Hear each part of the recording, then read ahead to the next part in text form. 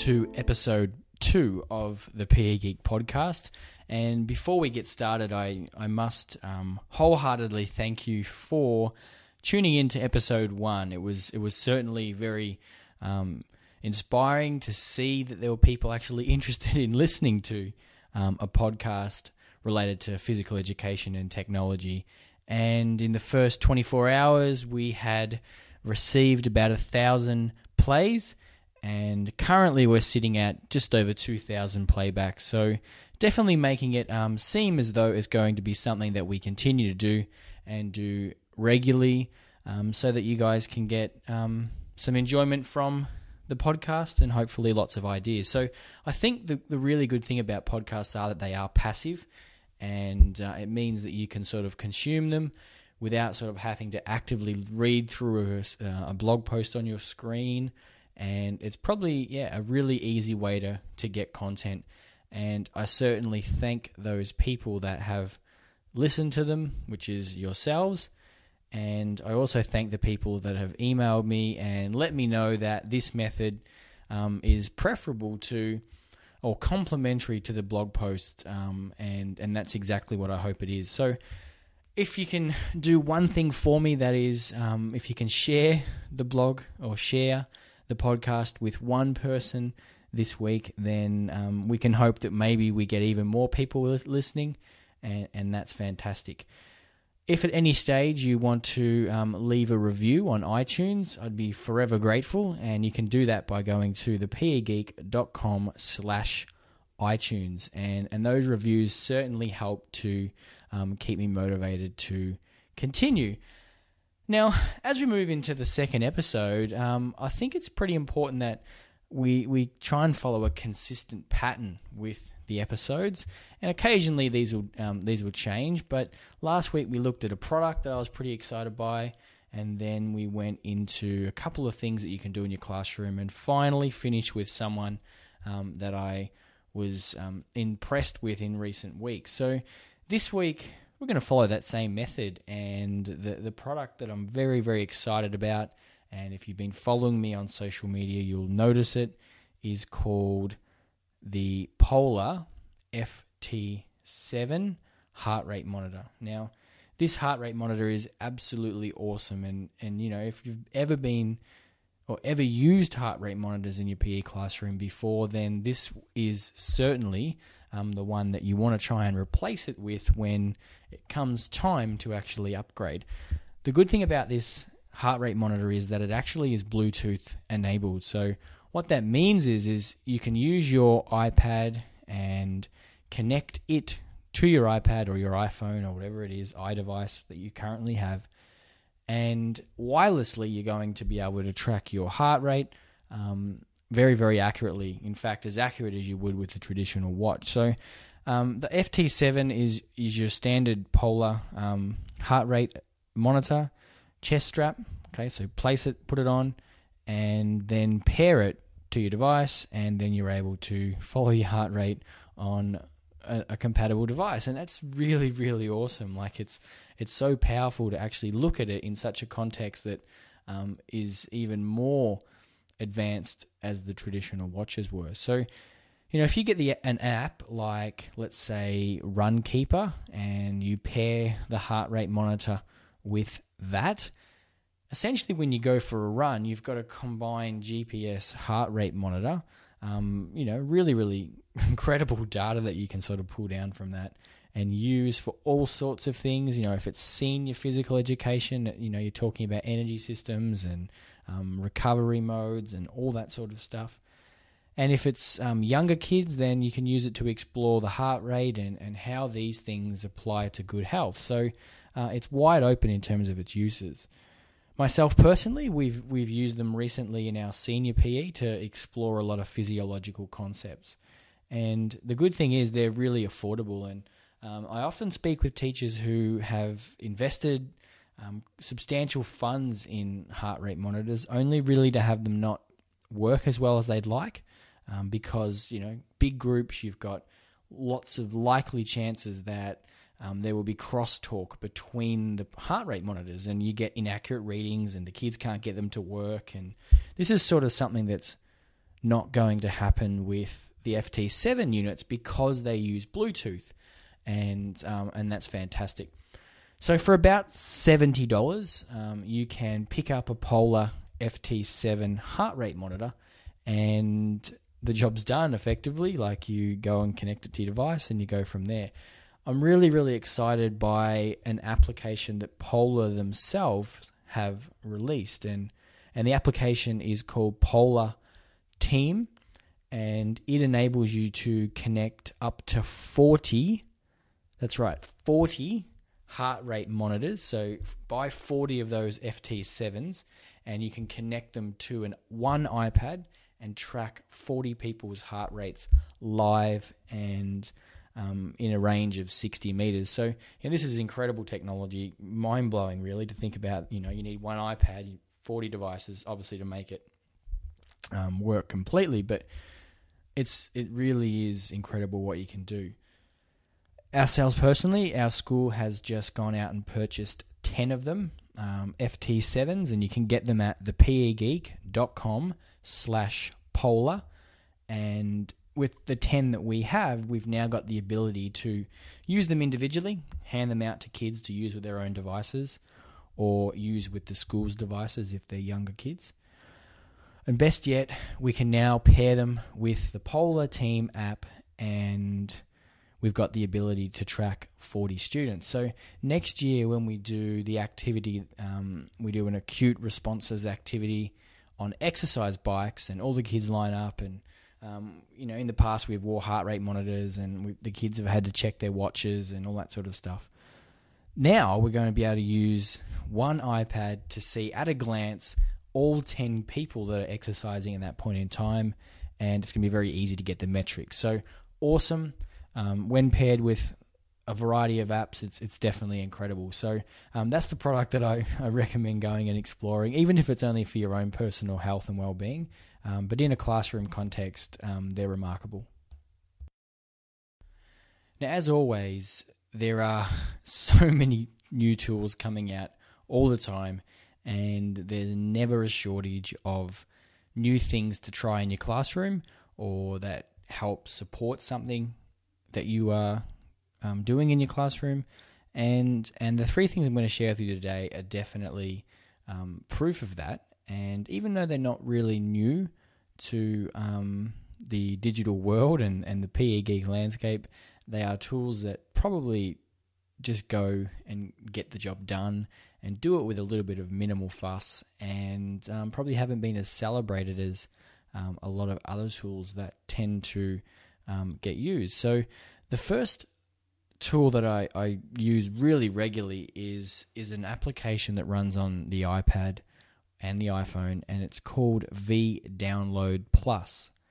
Now, one of the big concerns that teachers have when I work with them is about unreliable wireless access. And they often say, I'd love to show YouTube videos to my students in class, but I can't rely on the wireless access. And this app actually makes it possible for you to cache and locally store a video so that you can play it back even if you don't have internet access. Now, educationally speaking, this is really awesome. So it means that if you're outside and you're nowhere near your wireless service, you're still going to be able to showcase the instructional video or the content or whatever it was that you're going to share with your students. So it works really easily. Basically, you launch the app and it takes you straight to YouTube, and essentially you search for your video like you normally would. And when you click the button to play the video, it takes you to the video and starts playing it.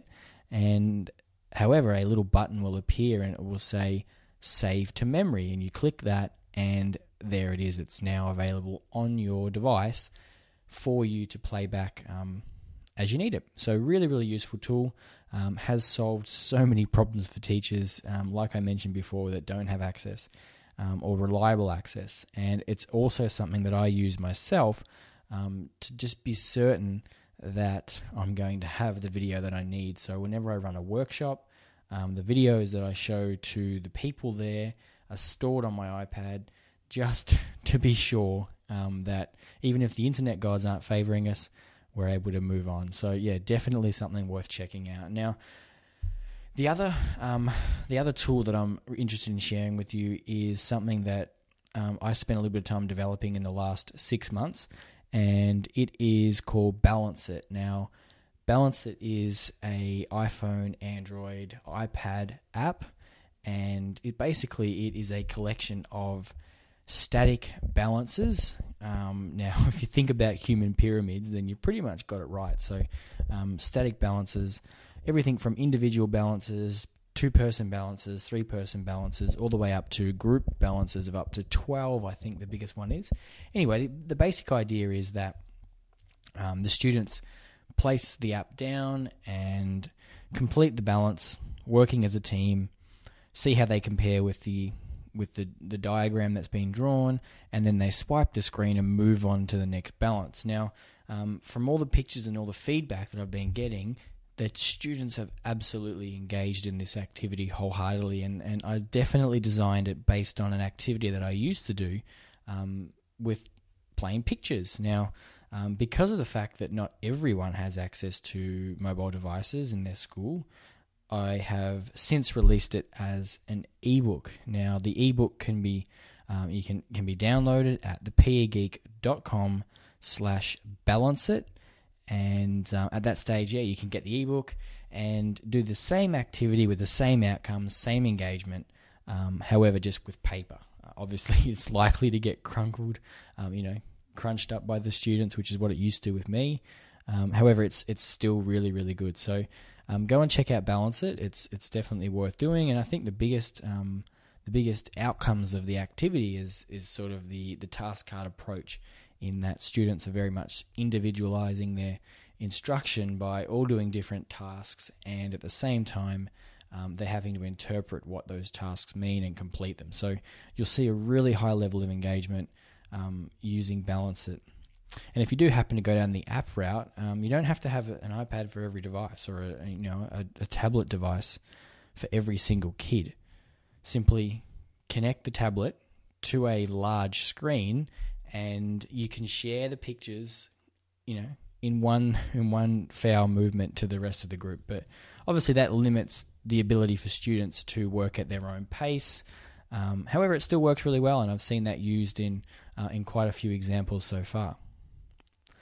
And the final tool that I want to share with you is one that I don't know why, but I keep really forgetting it exists, to be honest. It's called Threering. Now, Threering is exceptional, and for many, many years, people have grappled with the idea of doing portfolios and being able to capture video and capture images and compile them in a way that actually benefits the student learning process. And for many years we've known that this has been a really valuable thing, creating a portfolio, but it was so difficult to actually do it that it often got in the way of the learning, and soon was something that sort of died off.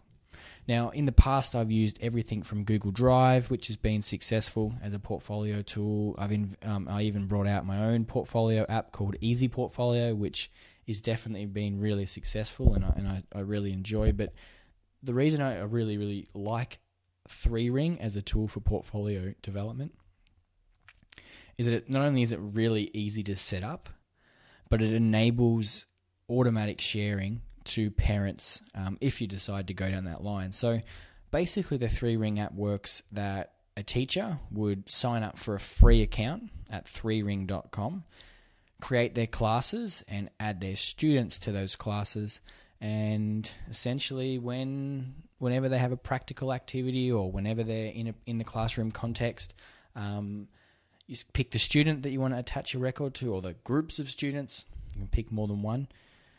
Pick the type of media that you would like to attach to their portfolio, and inside the app you can shoot it, and immediately that content is then uploaded to the cloud, the Threering website, where you can log in, sort by student, look at the activities that you've uploaded, and get a really good idea of how their learning has progressed. So Threering is awesome.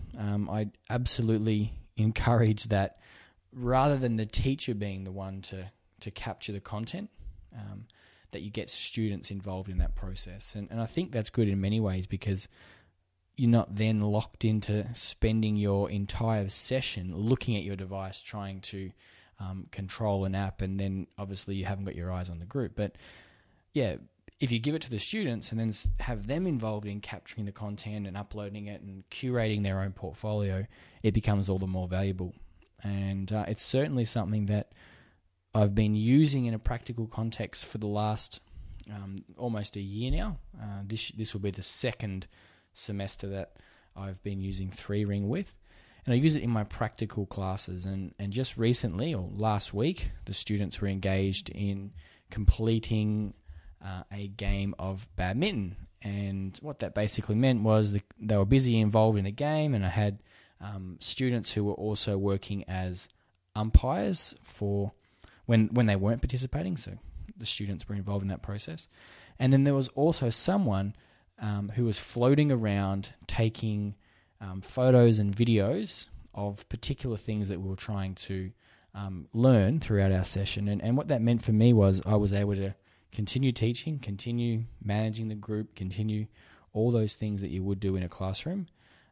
However, at the end of the session, I was able to log on to Threering, click on a particular student, and see how their skills were executed and any of the other stuff that we were focusing on. And for us, the big focus was on teamwork and cooperation. So, at a glance, I was able to see and record these things, and then I know that through continuing this process, looking back at it will be tremendously powerful. And I know that the last lot of reports that I wrote, where I had Threering beside me, was so much better, because I was able to see everything, not everything they'd done, but a fair percentage of things that had taken place throughout the course of the semester. And it made my observations all the more valuable.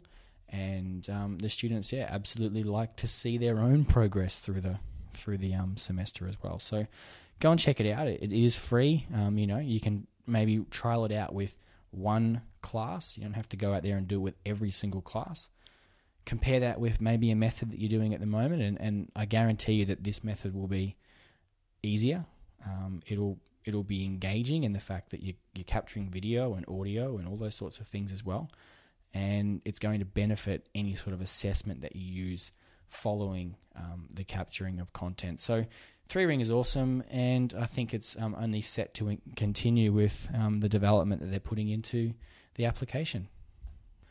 Now that pretty much brings us to the end of episode 2 of the podcast. However, before we go, all this talk about portfolios has got me thinking about a teacher who has been investing tremendous amounts of time into generating discussion about portfolios in the PE context. And I'm talking of no other than Blake Campen, a PE teacher in Australia, and in Western Australia, in fact. And he has created really well a community, or got the conversation started surrounding portfolios, and bringing together a lot of people who have had heaps of success using them in the classroom. And the really interesting thing about it is everyone has brought along different ways that they've achieved it, different strategies that they've used to make them successful, and different challenges that they've faced. So if you're interested in going down the line of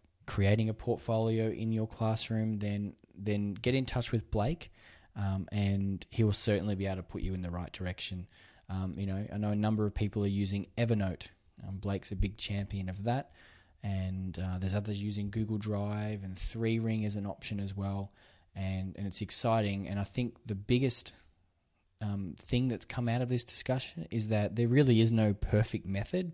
There really is people doing a wide variety of stuff, whether it's got paper, whether it's not even something they're using technology.